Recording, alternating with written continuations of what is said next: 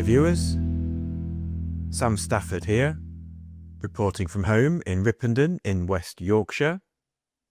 As you may know, if you have listened to episode number 136 of my podcast, there was something of a gap between it and episode number 135. And to help catch up with everything in between, which was a lot, I invited some friends of the podcast, old and new, to discuss some of the policy areas of most interest to them, and hopefully to you viewers. 9 conversations were recorded, elements of which formed part of episode number 136, but I am publishing them all in full here on the YouTube channel. This is the 6th of the 9 and is a conversation between Andrew Taylor, Annie Gingell, Hana Loftus and Sarah Young about Grey Belt. Andrew is Group Planning Director at Visty, Annie is an Associate Director at Turley, Hana is a Director at HAT Projects, and Sarah is Head of Planning at LUC. Their conversation takes in the definition of Grey Belt, the implications of Grey Belt for plan making and development management purposes, and the golden rules for Grey Belt development. Enjoy. Greenbelt, the sacred cow of planning, much discussed, much bemoaned, or possibly supported, depending on your perspective, and perhaps even more importantly, from a planner's perspective, mostly misunderstood. So Labour have been talking about the idea of changes to the Greenbelt and introducing Grey Belt for a while. So Grey Belt, areas of brownfield or previously used land, or land which is urbanised by being surrounded or enclosed by roads, building, or other development. So quite a change in the approach and the loosening of that belt to change and see some development happening. So what have we seen? Revised MPPF in December 2024 introduced the much trailed and discussed Grey Belt, and 2 primary strands that we want to touch on now. One is about plan making, which we'll start off with, and then one moves on to then development management and determining applications. So development plans, local plans. Sarah, do you want to start off? What you think? What does it do? Grey Belt, the changes in relation to Grey Belt meaning for development plans.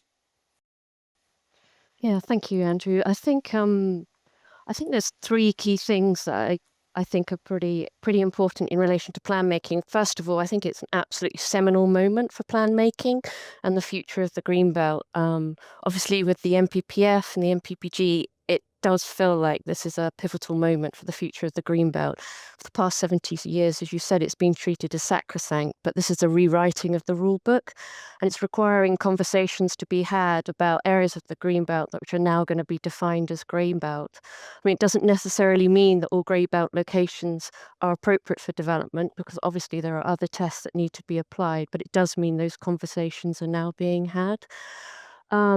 Whether the government actually needed to introduce the concept of Grey Belt to have those conversations, I think is perhaps another matter, and maybe a moot point now, but arguably it may have been more straightforward if they simply said that the MPPF would allow sustainable development in the Green Belt.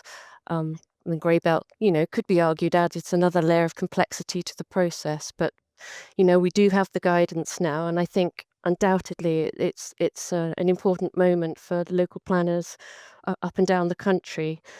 I think a second key point I want to make is just it's going to result in large areas of land being defined as Grey Belt. As you know, as set out in the MPPF, Grey Belt is land that comprises of previously developed land or land that doesn't strongly contribute to any of the purposes A, B, or D in paragraph 143. So with the absence of the reference to purpose C, which is about safeguarding the countryside, and the emphasis on not strongly contributing land, I really think that those 2 key changes are going to have the potential for very large swathes of land being identified as Grey Belt. And now with the National Planning Policy Guidance, it's likely that a lot of that land could be actually located away from the urban edges as well. particularly, the open countryside and areas around villages. It's not clear to me whether that was an actual intended consequence of government policy. Perhaps that doesn't matter now because even if those areas are identified, they still have to be sustainable. Sarah, can I ask you about the policy, the approach for actually carrying out the greenbelt assessments or greybelt assessments? Because I think that's quite interesting because we've had different approaches, different companies have had different approaches over many years, and this tries to narrow it down in terms of one approach. Do you think that guidance is clear enough and specific enough in terms of doing that job and trying to simplify that process? Yeah, I think undoubtedly it does provide clarity. There's some definite clarity added, as you'll see in the MPPG in relation to the definition of some terms. For example, over the years, there's been lots of conversations about, what's the definition of a town in relation to Purpose B, about maintaining the separation between towns. Now that's clear. A town is a town. A town's not a village. And that might seem an obvious point, but you wouldn't believe the number of conversations that have happened up and down the country over the years over some greenbelt assessments, assuming that villages are towns. But there is still some sort of areas of ambiguity potentially in relation to some of the terms which are used in there, and that's really going to be sort of thrashed out, I think, over the coming years, potentially at local plan examinations and potentially in relation to appeals and case law, etc. So I think, some clarity, but there's still some ambiguity. Annie, I want to perhaps come to you in terms of whether that's through local plan examinations or appeals side.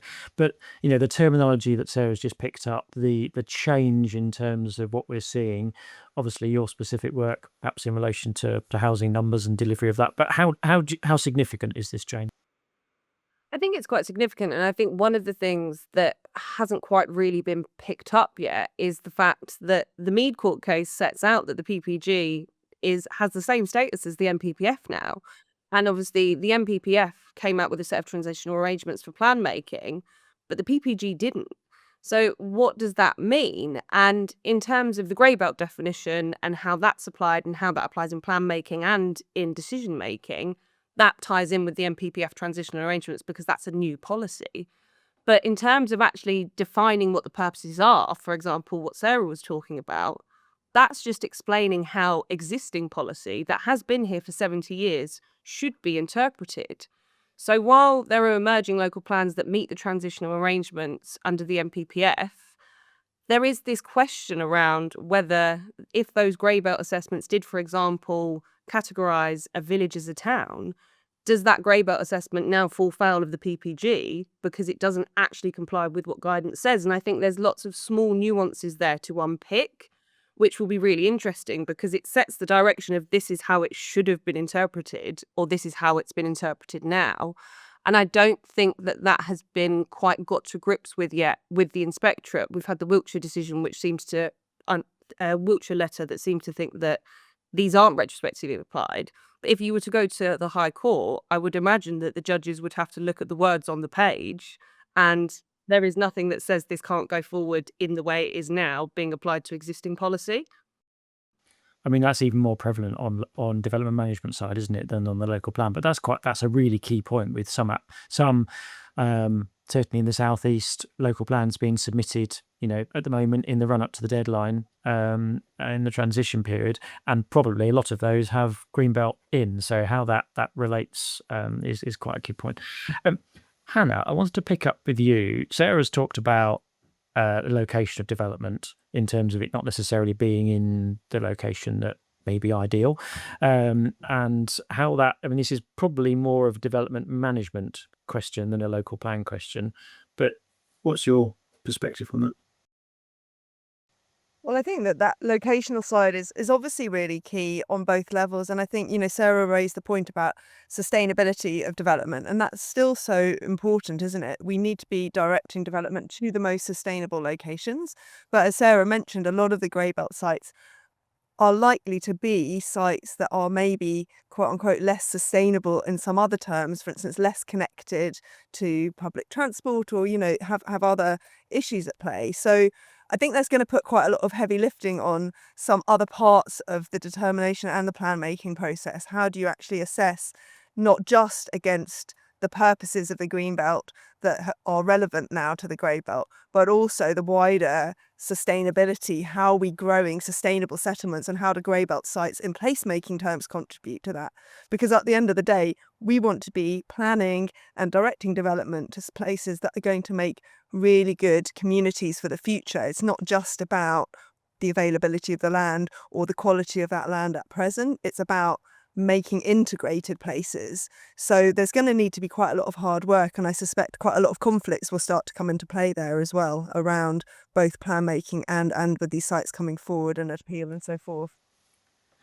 A point I want to pick up with both Sarah and Annie, but Sarah first. This bit about the logic of the sites and where they are in terms of grey belt, and you said not all grey belt is going to come forward, which we will understand. That's more going to be through the local plan process, isn't it? But the pre-approved plan applications that come through, I can't whatever Sam calls it, the speculative application route, that's going to come forward, and we're going to have applications, I was going to say all over the place. But how in your sense does that then come through in terms of that grey belt discussion in terms of ideal sites? Yeah, I mean, that's why it's slightly the Wild West at the moment in terms of being left to development managers to deal with that really tricky issue of defining what's sustainable development. I'm a big believer in planning. You have to put the big P in planning. It's about planning through a plan-led system, and that is fundamental to achieving the right development in the right locations. You have to look at development planning strategically. It's very difficult to do it on an ad hoc basis on a site-by-site speculative applications, and that is a worry until local authorities get their green belt assessments in place, until they've identified the grey belts, and once they've gone through identifying the process of which locations are sustainable within the grey belt, it's quite challenging, I think, for planners up and down the country. Annie, scattergun approach to planning applications, queen of or appeals, but that is that tension. Actually, this is what the government wants, possibly discuss, to actually get the numbers coming through. I think so. And I think it's interesting because obviously the House of Lords report said that they felt the grey belt policy was essentially redundant as a result of the other policies that were being put forward. But the way I see the grey belt designation is it was only ever really meant to be sort of a short-term policy to get sites that should have been allocated in local plans 10, 15 years ago, get those sites moving and start to get people to understand that actually we do need to build on the green belt, now grey belt, but in sustainable locations.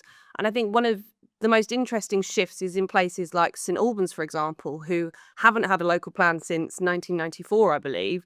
And now suddenly they're at Reg 19, they're submitting. And what has happened in those local authorities that are really constrained by Greenbelt is for the longest time, they haven't been planning for their numbers at the very lowest scale. And that has then meant that in terms of affordable housing and social fairness, that has really pushed people out. I did an appeal in St Albans not that long ago where we actually ran the numbers and worked out that even some of the highest paid doctors couldn't afford to live there. And then that then has an effect on your housing register because people are going to leave if there isn't housing there. So I think over the longer term, the grey belt policy will probably become redundant because it will be done through a plan-led system. But in the short term, it's really kickstarting what should have been happening a long time ago. And that's partly to hit the 1.5 billion because we need to start building these homes now. We can't wait for the local plans to get in place. And in terms of the shift of perception, I mean, there was the Marrons research that was released early this week in conjunction with the LPDF that says that 49% of Greenbelt appeals have been allowed since 2024. And in 30 out of 70 cases, Greybelt was referenced. And that's moved from this sacrosanct position of very special circumstances over to actually, this does meet these definitions, so let's just get on with it. The one thing I would say is that we've seen through some decision-making, things like the Beaconsfield appeal, which was pre-PPG, is that it's not a catch-all and it's not your site is Greybelt, you're going to get planning permission. So while we're still working out the kinks, I would still be advising clients to plan for as if it was Greenbelt and make sure you have your very special circumstances stacked up even if you think it is grey belt, because ultimately planning is subjective. And I think that comes back to the sort of sustainability point, like what is a sustainable location? That isn't actually defined because it comes down to individual judgments about where you are.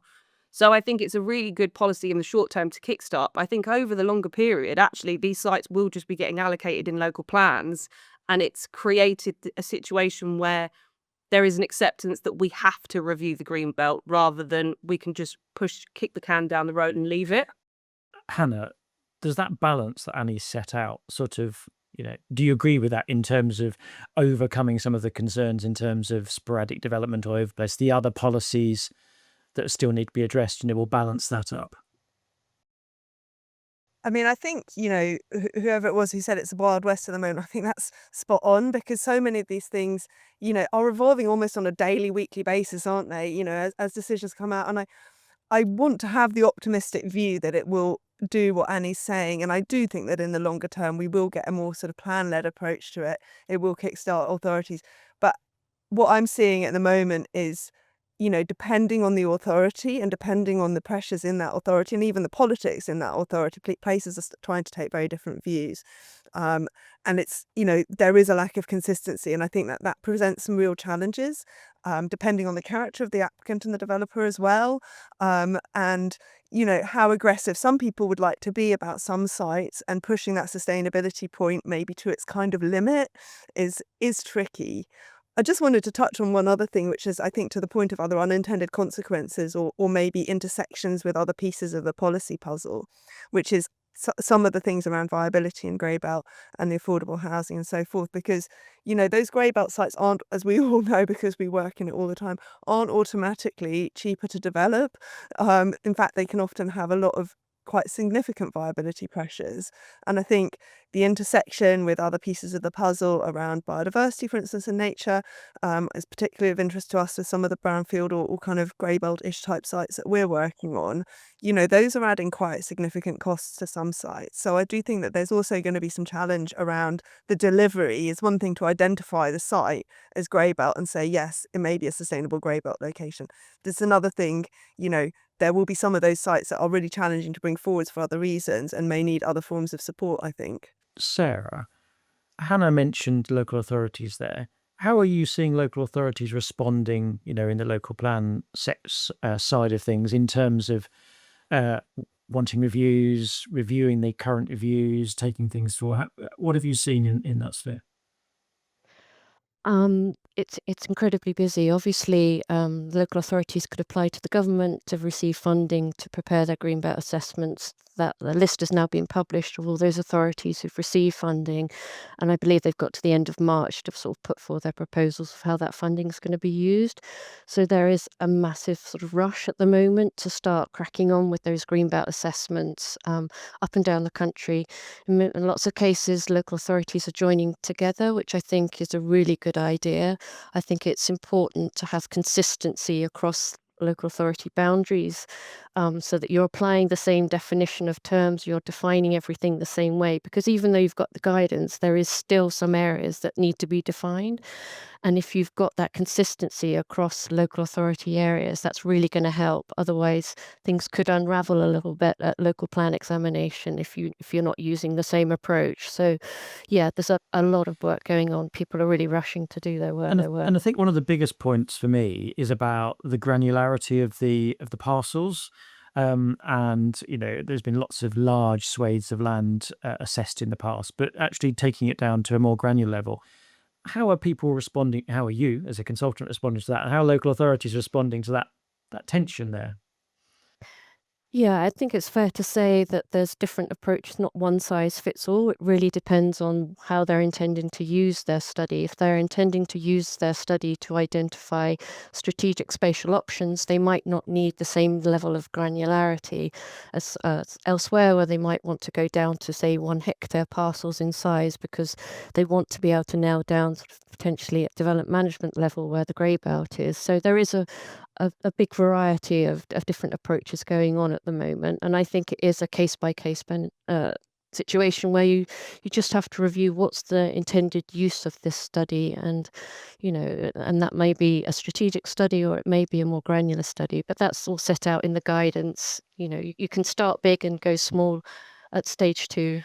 And Annie, from a developer or applicant side, how are people responding? You mentioned House of Lords Committee, which painted quite a negative picture of the situation and the change. You mentioned slightly more positive response. People are putting out, the numbers of applications, the numbers of, or instructions at least. But how are you seeing client changes? I think it's been all systems go in terms of, I think a lot of people have been sitting on sites that they would have had to wait for a local plan promotion to even get a thought in with the local authority about whether that site was going to be developed or not. And this has really opened up that game quite a lot. So there's a lot of sites out there. I mean, the Marins report found that we've gone from 15% of sites in the Greenbelt being acceptable up to 60% of sites being acceptable as Greybelt now. And that's a huge, huge increase. And there's a lot of pent-up demand, especially off the back of the December 2023 changes, which essentially said no development in the Greenbelt at all. And we've seen such a huge shift. And I think there's also been a general acceptance, and I don't know how long this will last when the viability PPG comes out, that you do need to meet the golden rules. And if you don't meet those golden rules, then there's no point in going forward with these speculative applications. And it's having those honest conversations with landowners that you do have to meet this 50%. Otherwise, the whole strategy for the site, if you're going for Greybelt, doesn't stand up. So I think there's been an acceptance that maybe we're going to have to take a bit of a hit on the affordable side of things. But actually, this site, you wouldn't have been able to develop for another 10 years and you can get on site now. And that's what's really interesting with the decision-making side of things. And what I think the House of Lords Committee missed is that it's this short-term getting supply but going, get Britain building again, which is what we need. And that's how we're going to address affordability. Yes, we're going to need to provide more affordable homes, but actually, in the world of supply and demand economics, we need more houses of all tenures or types to address that affordability issue. I'm so pleased you mentioned golden rules, because we must pick up that. And just from a Visty perspective, a house builder perspective, we have reassessed numerous numbers of sites and looking at bringing forward applications on some of those, which we would have probably pushed through a local plan over a period of years. So it's bringing forward ones that we already think are good sites to take them through the development management process, in advance of that local plan coming through. But as you say, it's then taking certainly the client, the landowner on that journey with you in relation to those golden rules, isn't it? And we're all focusing, or so many people are focused on the affordable housing percentage as opposed to the other ones, but that is one of the only one of the golden rules. There are others which link possibly to Hannah's point about placemaking in terms of access to open space and accessibility and infrastructure and things like that. We sort of pick up sort of on some of the things that Sarah's talked about. But they are really live conversations, because we need to make sure that those applications stand up. Because I think, as Sarah said right at the beginning, you can have a Greybelt site, but it still won't necessarily tick all the other boxes, and therefore it won't be approved. That balance, though, Annie, what are we seeing in appeals quite early in terms of coming through? But what are we seeing in terms of, been quite a mix before the PPG came in, I think, in terms of different approaches to Greybelt and golden rules? But are there any similarities coming out, themes coming out? So I think one of the things that has been quite notable is in the consultation version of the MPPF, there was, within the golden rules, it was explicit that in terms of tenure mix, there needed to be an appropriate proportion of social rent, which again wasn't defined, but it signified that this additionality on top of what the local plan policy was should be primarily focused on providing social rent to meet the 1.3 million households on the housing register. Whereas the MPPF, as published, doesn't make any sort of detail about what kind of tenure mix is expected. And I think it's really interesting that local authorities are seeking to apply their local plan policies. However, this is a national policy in addition. So there's two very different schools of thought. There's the local authority school of thought, where it's, well, we just apply our standard tenure mix. Whereas there's the more sort of developer-led school of thought, where it's actually, there's nothing that says that. And within the MPPF itself, you've got paragraph 66 that says, in terms of policies and decisions, you should expect the mix on major developments to meet identified local needs. But if you are a local plan that has a 2014 SHMA and you've had different affordable home ownership definitions and tenures introduced, then that isn't actually meeting identified local needs. So you could then go out and demonstrate actually there is a critical need for shared ownership, or there's a critical need for intermediate rents. And that isn't quite coming through in the decision making process. It's still quite looking at what the actual local plan says. So I think there's going to be a lot of clarity needed within that. And obviously the NPPF seeks specific policies on grey belt and green belt, but those policies don't exist yet in local plans because up until now you weren't building on the green belt. So in a very black and white world, there is actually no direction on what that tenure mix should be or how it should comprise, which then opens the can of worms as decision makers. Because if you can evidence a need, then you've met the NPPF requirements. Hannah, can I just ask you about the other golden rules in terms of infrastructure and connectivity and open space and things like that? How are you thinking that they're going to play out in terms of schemes coming through? Yeah, I mean, I think they're really key, and it does, as I said, because these sites are quite multifarious and they come in all sorts of shapes and sizes. I do think that there are some real challenges around that, and we all know that from sites that we work on. They're very varied, and I think this question about towns and villages is particularly important, isn't it? Because actually, where there tends to be more existing infrastructure to plug into and so forth, tends to be in the urban edges or in the kind of town type locations. Actually, maybe when we're looking at more villages, that does bring quite a few infrastructure challenges at many levels. Classical infrastructure in terms of utilities and so forth, as well as some of the social infrastructure questions that come around as well. So, it is complex. And one other thing I just wanted to add into the mix here was, we're talking about the green belt because obviously it has been the sacred cow for such a long time, and now there's this change.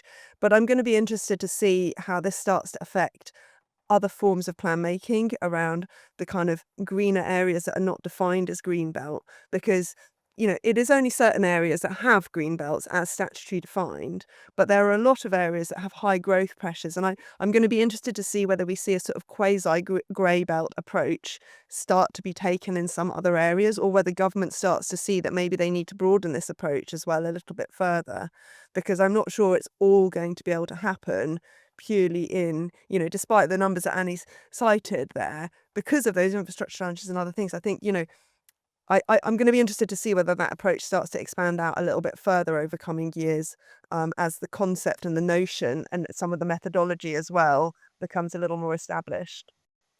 Sarah, you were nodding along to that point. Yeah, I think I just think the green belt can and should deliver so much more, for people, for climate, for nature, and I just think this is a huge opportunity. If we are going to have development in the green belt, then I think, the forthcoming strategic development strategies and local plans, that they can also play a role in deciding like the future vision of the green belt and the multifunctional use of the green belt, because there will, noting sort of Hannah's concerns about the affordability of these additional things that have to be delivered within the green belt. But I think hopefully, through the appropriate application of the golden rules, we can actually deliver so much more. And I know through the work that we're doing on green belt studies, often we're commissioned at the same time to do green infrastructure studies. So looking at access to biodiversity, to nature, to natural flood alleviation, all of those elements, which it's all going to become a layering process through the plan process. You've got your grey belt, you've got your areas identified as opportunities for GBI, you've got your natural flood alleviation, you've got, where people are desperately in need of access to open space. All of that can be overlaid to, really come up with some careful and well thought through sustainable development locations. And I think that's a real opportunity, and that's sort of the nettle that we need to really grasp and see the opportunities through development within the green belt to realise that. Great. Annie, you mentioned earlier just viability guidance, and this may all change again. Do you want to just comment on that and what we might be expecting to see, or what you might hope to see in the next few months? So I feel like, as with everybody else, I have got absolutely no idea what this guidance is going to go, what we're going to see in this guidance. And I do think it's quite an interesting move for the government to say it's coming, but we're not going to do it just yet. And there has been this acceptance with grey belt sites from developers and clients that we must meet those 50% golden rules. And I think that viability element will then come into sort of more a bit what Hannah's talking about, where it ends up looking at the different pressures within development, because a lot of the green belt sites that I used to get through before the grey belt definition were your classic green belt sites. It was a green field. It wasn't high functioning or anything like that, but it meant that there weren't those high development costs. And typically, because developers accepted it was a green belt site and that you needed to meet your very special circumstances, the levels of affordable housing were above policy compliant anyway. Whereas I think there is an acceptance that it needs to be the 50% affordable housing, but there also needs to be an acceptance that on some sites, especially if it's previously developed land, you've got a lot of remediation going on and other things like that, that might not be achievable. So it's being proactive and actually thinking about these things, because I feel like this is a shift within the planning system and hopefully within the national conscience that actually these areas do need to be developed. And one of the things that Sarah was talking about was laying it with sustainable development strategies and stuff like that, spatial development strategies, is for the longest time it's been accepted that councils don't have to meet their affordable housing needs. Why? Because it's cross-subsidised by market housing, and that's already difficult to meet, whereas this opens up the doors for that. And if we then do see this application of not just Greenbelt but other countryside policies, maybe we can actually start having a better, more positive conversation about how we can get these things delivered. Because I think within the national conscience, especially with the concept of developing the grey belt as it is because nobody's seen any tangible improvement to their affordability. Nobody can get a doctor's surgery. The roads don't work. Travel costs too much. So if we can actually see this shift to things getting better, then people will actually see that maybe this wasn't the worst thing in the world and we haven't destroyed the green belt. Hello viewers, Sam again. My thanks to Andrew, Annie, Hannah and Sarah for letting me share that conversation with you. Look out for the other 8, which I will share on here in due course. They will feature conversations about devolution, strategic planning and local government reorganisation, CPO, land value capture and benchmark land value, infrastructure planning, modernising planning committees, development and nature recovery, statutory consultees, design and placemaking, and the flood risk sequential test. Please do keep in mind, viewers, that 50 Shades of Planning is by planners and for planners, and so if you would like to use this channel for sharing anything you think that we need to be talking about, then do please feel free to get in touch with me via samstafford@hotmail.com. What have we learnt? Well, town and country planning is very much not a black and white endeavour. There are at least 50 shades in between. Bye for now.